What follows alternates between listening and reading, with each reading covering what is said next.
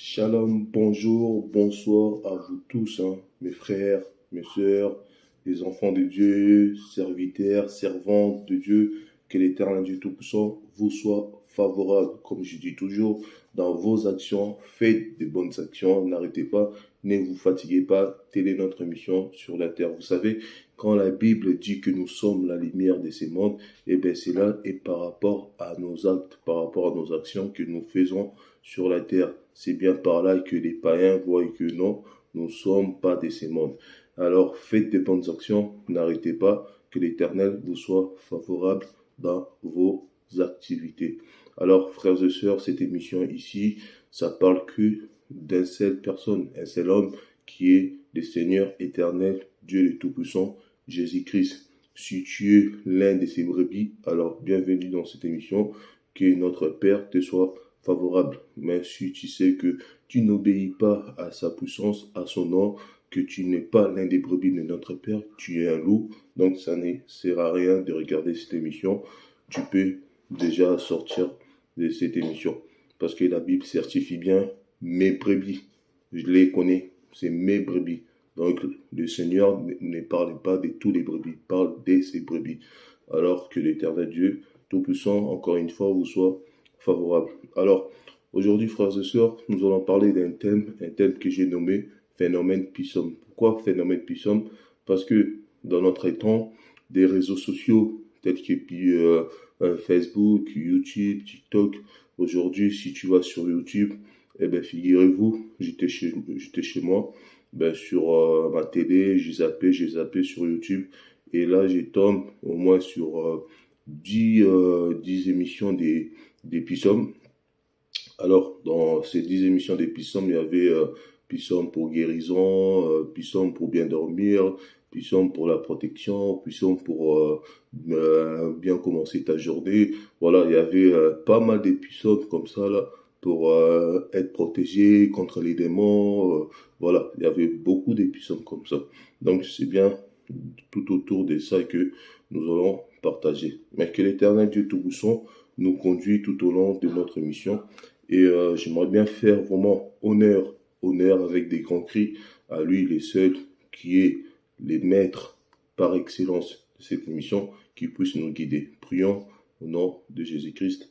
Seigneur éternel, merci pour ces temps magnifiques, glorieux que tu nous as donnés.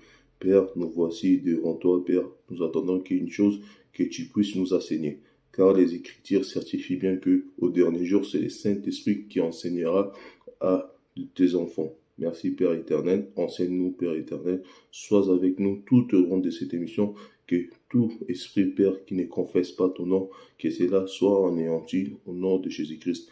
Merci infiniment Seigneur éternel, nous croyons Père fermement à ce que nous venons de dire et nous les voyons s'accomplir par la foi au nom de Jésus-Christ. Merci infiniment, nous avons ainsi prié et nous disons Amen.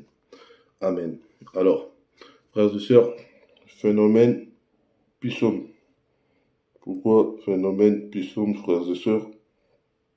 Alors, je disais, aujourd'hui, il y a bien des Pissom pour protection, Pissom pour maladie, Pissom contre tes ennemis. Voilà, tout ça, vraiment, il y a vraiment beaucoup, si vous ne me croyez pas, allez-y sur YouTube, tapez, vous allez voir.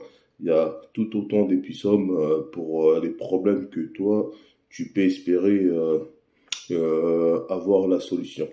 Alors moi, j'aimerais vraiment dire que lire les Pissom, cela ne suffit pas d'avoir la solution de ton problème. Pourquoi? Parce que tout le monde aujourd'hui peut y accéder et lire les Pissom. Tel que si tu vas dans les assemblées catholiques, ils vont te donner les Pissom 90, 91, Pissom 2, Pissom 3, peu importe. Cela dépendra de ton problème. Ils vont te donner un Pissom à lire 3 fois pour ton problème. Même si tu vas aussi chez les marabouts aussi, je sais qu'ils en donnent aussi des Pissom à lire par rapport à ton problème.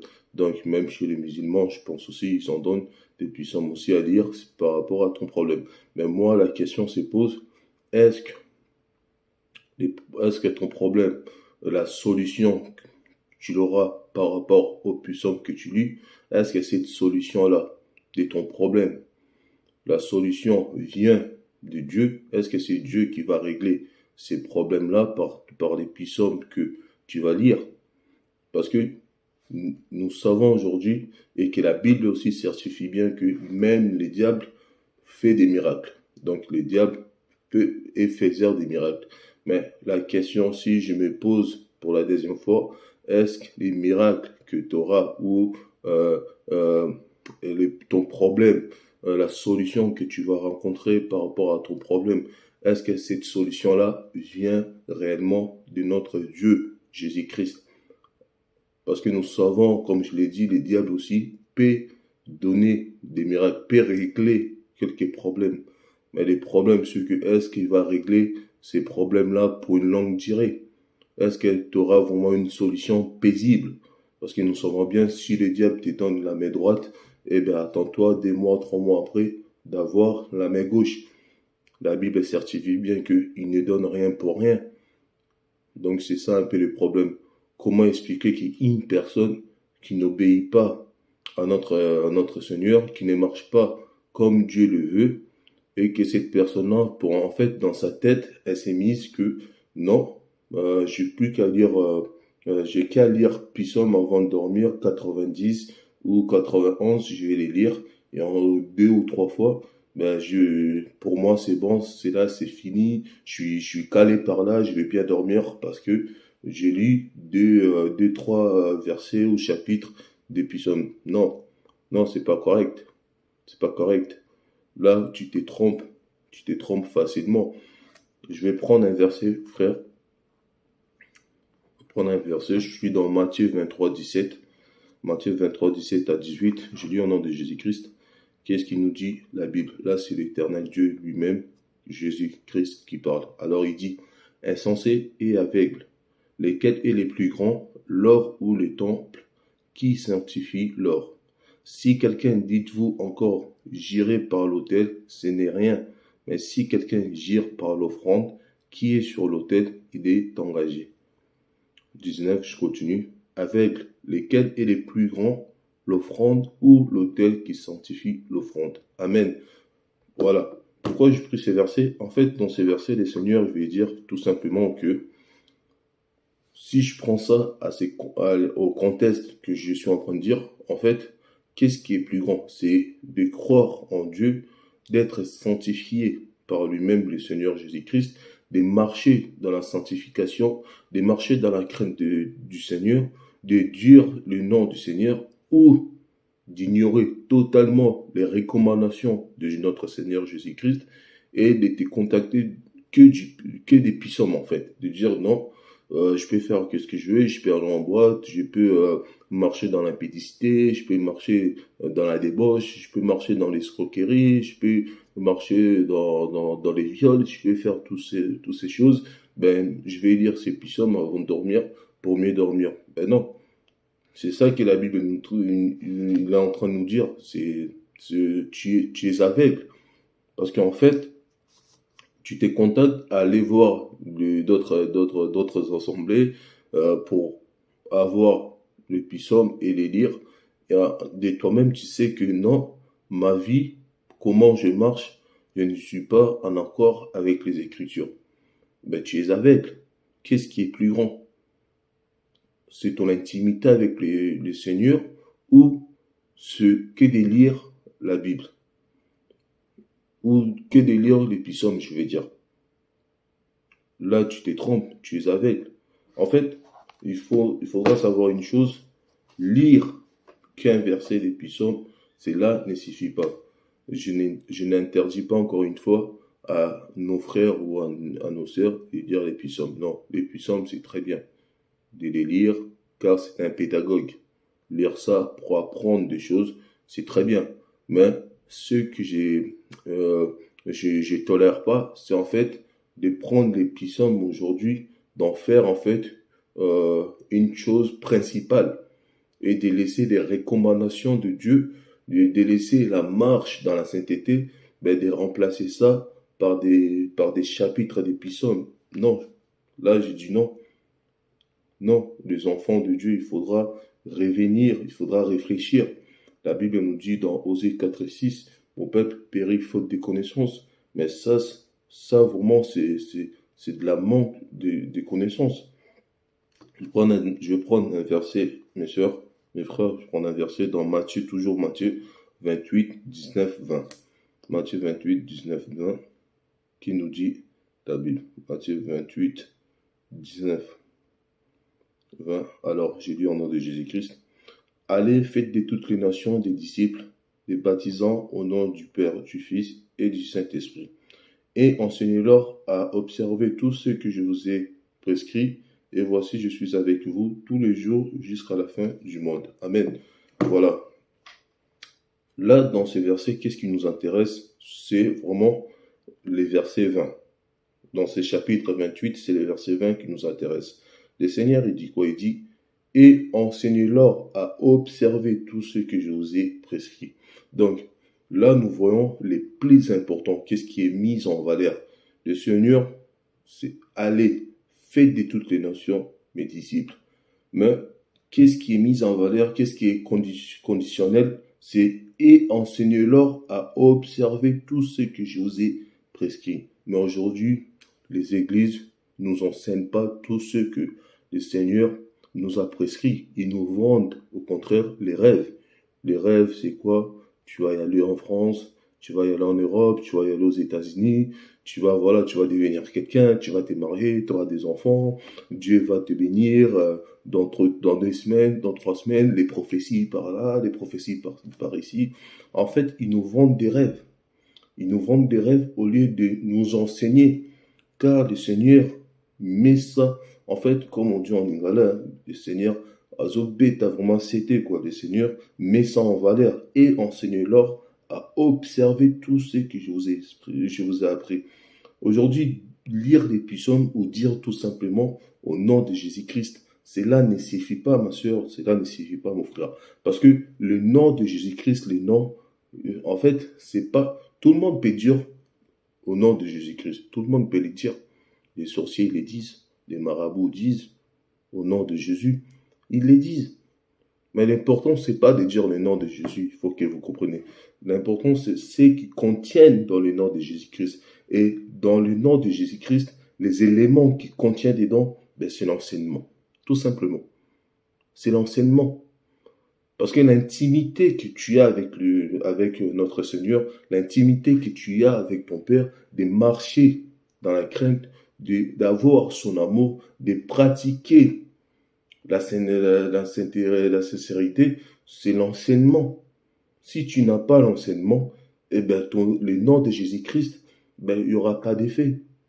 Tu vas y arriver devant des problèmes, devant des situations catastrophes, tu diras au nom de Jésus-Christ, tu verras la personne qui est devant toi te regardera.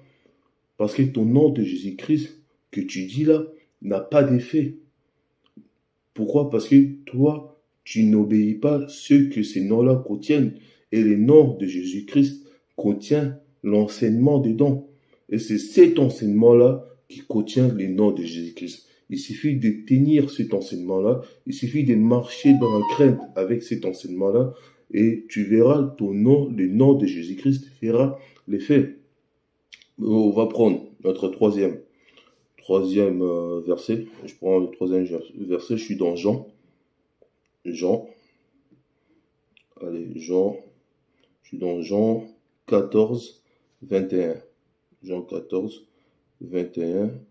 Qui nous dit la Bible. Je lis au nom de Jésus-Christ. C'est lui qui a mes commandements et qui les garde. C'est celui qui m'aime. Et celui qui m'aime sera aimé de mon Père. Je l'aimerai et je me ferai connaître à lui. Amen. Ça, c'est le Seigneur lui-même qui parle. C'est Jésus qui parle. Jésus-Christ, il parle. Il dit, c'est lui qui a mes commandements et qui les garde. C'est celui qui m'aime. Et celui qui m'aime sera aimé de mon Père. Je l'aimerai et je me ferai connaître à lui. Amen. Voilà, celui qui m'aime, c'est pas celui qui lit des psaumes. Non. Celui qui m'aime, c'est pas celui qui dit au nom de Jésus. Non. C'est lui qui m'aime, c'est lui qui garde mes commandements. Garder les commandements, c'est marcher en accord avec les Écritures, marcher dans la sainteté, fuir les mondes, marcher comme la Bible nous demande. Ne pas regarder à gauche, ne pas regarder à droite, ne pas mélanger aujourd'hui comme certains hommes de Dieu ou frères qui les font. Tu mélanges ici la loi, tu prends ici la grâce, tu mélanges. Quand tu vois, c'est pour ton profit, quand tu vois que non, ça peut m'arranger, ben, je vais utiliser la loi. Ben, quand ça m'arrange pas, ben, je vais utiliser la grâce. Non, c'est pas pour ça. Reconnez-vous quand la Bible dit, si tu es ni chaud, si tu es ni chaud, tu es ni froid, je te vomirai. C'est pour ça. La Bible dit, si tu es dans la grâce et en même temps tu es dans la loi, ben, je te vomirai. Tout simplement, je voulais dire, lire les psaumes pour dormir, les psaumes contre les attaques, les psaumes pour passer, pour garder ta journée, les psaumes pour la maladie, les psaumes pour s'y plier, voilà, pour toutes ces choses-là, toutes ces choses, c'est pas les psaumes qui va t'aider. En fait, c'est garder les commandements, c'est marcher dans la sainteté. Et encore une fois, je n'interdis pas de lire les psaumes. Tu peux lire les psaumes, mais les plus importants, c'est pas les psaumes. Les plus importants, c'est les commandements. J'ai une question, mes frères, j'ai une question, mes sœurs. Dites-moi, comment a fait Jacob, comment a fait Abraham, comment a fait Joseph, comment a fait encore Moïse, comment ils ont fait tous avant que David vienne au monde, comment ils ont fait pour marcher avec Dieu, comment ils ont fait pour dormir. Ils avaient aussi des attaques des démons. Parce que la Bible dit, les problèmes que vous rencontrez, soyez-en sûrs que vos frères aussi dans le monde rencontrent ces problèmes. Donc, eux aussi, ils avaient des problèmes. Mais c'est pas les puissants qui les a aidés. C'est leur marche avec le Seigneur. Lisez la Bible. Vous verrez comment Abraham a marché avec Dieu. Vous verrez comment Jacob, Isaac ont marché avec Dieu. Vous verrez comment Moïse a marché avec Dieu. Lisez la Bible. C'est la marche. En fait, quand nous disons l'intimité avec le Seigneur, l'intimité avec Dieu, ben l'intimité, c'est tout simplement ta façon de marcher. Ce n'est pas de prier sans cesse comme les autres les qualifient, prier sans cesse. Tu t'arrêtes en plein de la route, tu pries, tu vas au travail comme le font nos frères musulmans. Tu prends un tapis, tu t'arrêtes en plein travail. Non, non, non, non. Confesse ton Dieu dans ton cœur. Même pense seulement à ton Dieu. Tu peux sortir, tu penses à ton Dieu. Tu rentres chez toi, tu dis merci Seigneur de m'avoir protégé. Beaucoup sont sortis, même peu sont rentrés. Mais moi, je suis rentré, j'ai fait partie des vivants. Merci Seigneur. Je vais manger, je sanctifie la nourriture. Je me réveille, je donne gloire à mon Seigneur. À tous ceux que je fais, je donne même boire une bouteille d'eau. Ah, merci Seigneur. C'est ça en fait, avoir l'intimité avec le Seigneur. C'est ça, marcher avec Dieu. Ce n'est pas que ce que vous pensez. Je vais prendre Colossiens. Prenons Colossiens 3, 14. Colossiens 3, verset 14. Je lis au nom de Jésus-Christ. La Bible nous dit, mais par-dessus toutes ces choses, revêtez-vous de la charité qui est les liens de la perfection. Amen. Mais par-dessus toutes ces choses, revêtez-vous de la charité qui est des liens de la perfection. Amen. Voilà, la Bible nous dit, par-dessus toutes choses. Donc, même par les psaumes, par les noms de Jésus, au-dessus de tout ça, revêtez-vous de la charité qui est les liens de la perfection. La charité, c'est l'amour. Et l'amour, c'est qui? L'incarnation de l'amour, c'est Jésus-Christ. Donc, revêtez-vous de Jésus-Christ. Et qui est Jésus-Christ? Jésus-Christ, comme je vous ai dit, c'est les commandements, les paroles, les enseignements qui cachent dedans. Donc, revêtez-vous, d'un côté, la Bible veut nous dire, revêtez-vous de l'enseignement. Nous avons lu dans Matthieu 23, 17, 18. Enseignez-leur de observer. Donc, observez, revêtez-le. Donc, habillez-vous de cet enseignement. C'est ça que la Bible veut nous dire. Et non, habille-toi au nom de... Vas-y, je m'habille au nom de Jésus-Christ, je m'habille au puissant. Non, mon frère, non, ma sœur, cela ne suffit pas. Revêtez-vous de l'enseignement, la Bible veut dire. Gardez ces enseignements-là. Et vous verrez, le diable ne pourra rien contre vous. Pourra rien contre vous. Le monde ne pourra rien faire contre vous. Parce que vous êtes revêtus de l'enseignement du Seigneur. La Bible dit, mon peuple périt faute de connaissances. Mais si tu as l'enseignement en toi, ben, tu verras ces versets, Osée 4 et 6, ben, ne sera pas pour toi. Sera peut-être pour les autres, mais toi, tu seras pas là-dedans. Donc, revêtez-vous de l'enseignement du Seigneur et non des psaumes et non que le nom du Seigneur. Non, là ne suffit pas, frères et sœurs. On va prendre, je prends mon dernier verset, le dernier qui se trouve dans Actes des Apôtres. Actes des Apôtres, verset 9 à 15. Alors tout ça, je dirais, c'est manque d'enseignement. C'est vraiment manque d'enseignement, faute d'enseignement. Les hommes de Dieu n'enseignent plus. Les hommes de Dieu vendent des rêves.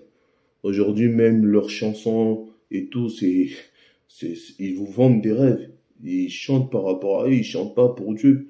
Ils chantent par rapport à ce qu'ils voient. Donc tout ça, vraiment, frères et sœurs, faites attention. Ne vous confiez pas aux puissants, mais confiez-vous aux enseignements. Confiez-vous à ce que l'Éternel dit et vous verrez votre vie progresser. Vous verrez votre vie, ça va changer parce que vous avez fait confiance en l'enseignement, vous avez fait confiance à Jésus-Christ. Même la Bible dit, maudit l'homme qui s'est confié à l'homme. Donc maudit c'est lui qui s'est confié au puissant. Mais béni c'est lui qui se confie en l'enseignement à Jésus-Christ.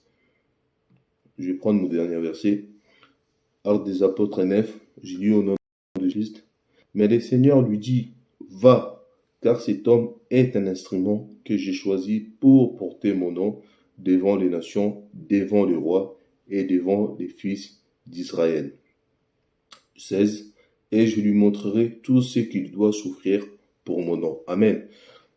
Alors, ces versets-là, nous, c'est Actes 9, 15 qui nous intéresse. On va baser sur ça. Donc ça, encore une fois, c'est le Seigneur lui-même, Jésus-Christ qui parle. Il dit, mais le Seigneur lui dit, donc le Seigneur dit à qui? Le Seigneur dit à Barnabas pour Paul. Vous pouvez prendre les versets du début jusqu'à la fin, vous allez mieux comprendre. Parce que moi, en fait, il y a ces versets-là qui m'intéressent. Donc il dit, va, car cet homme est un instrument que j'ai choisi pour, voilà le plus important, pour porter mon nom devant les nations, devant les rois et devant les fils d'Israël. Amen. Le Seigneur t'a choisi toi, mon frère. Le Seigneur t'a choisi toi, ma sœur. C'est pour porter ce nom. Et quand le Seigneur dit pour porter mon nom, il dit pas pour porter mon nom. Tu portes, ouais, tu marches. Ouais, moi, je suis chrétien. Moi, j'aime Jésus. Et tu passes. Le soir, tu vas en boîte. Moi, je suis chrétien, j'aime Jésus. Tu passes. Tu es là devant le film pornographique. Moi, j'aime Jésus. Tu es là, tu quittes ta femme, tu vas voir d'autres femmes. Moi, j'aime Jésus. Tu es là dans la débauche. Moi, j'aime Jésus. Tu es là dans l'escroquerie. Moi, j'aime Jésus. Non, non, non. Portez les noms de Dieu. Non, vous devez savoir quand la Bible dit, quand le Seigneur dit, cet homme, j'ai choisi pour porter mon nom devant les nations. Porter les noms, c'est porter les enseignements. C'est porter la crainte de l'Éternel. C'est porter l'amour de Dieu. C'est porter la vie de sainteté. C'est ça, porter mon nom. Porter la crainte, porter l'amour, porter la vie de sainteté, porter son nom, c'est ça, bien-aimé. C'est ça. Comme nous aujourd'hui, comme toi, tu me regardes, comme moi, je suis là. Nous devons porter les enseignements de Dieu. Nous devons s'habiller des têtes aux pieds aux enseignements. Donc, voilà, frères et sœurs, je pense que le Seigneur lui-même nous a enseigné, car les Écritures certifient que c'est le Saint-Esprit qui nous enseignera. Encore une fois, je n'interdis personne à lire les psaumes, mais je fais juste un rappel à mes frères, à mes sœurs que les psaumes, c'est bien, mais mettez pas toute votre confiance aux psaumes. Mettez plutôt votre confiance aux enseignements. Craignez le Dieu Tout-Puissant. Il est le même aujourd'hui, hier et à jamais. Obéissez à sa voix. Écoutez, attendre sa voix. Marchez selon sa volonté et non selon les vôtres. Et les psaumes, vous pouvez les lire, mais qu'est-ce qui est important? C'est l'habillement de l'enseignement. Donc voilà, c'est pas les psaumes qui te protègent, mais c'est Jésus-Christ, lui qui te protège et non les psaumes. Donc Dieu vous soit favorable dans vos activités. Encore une fois, passez une excellente nuit, une excellente journée pour certains. Je vous dis à bientôt si cela plu à notre Seigneur éternel Dieu Tout-Puissant Jésus-Christ. Passez une excellente journée. Merci. Au revoir.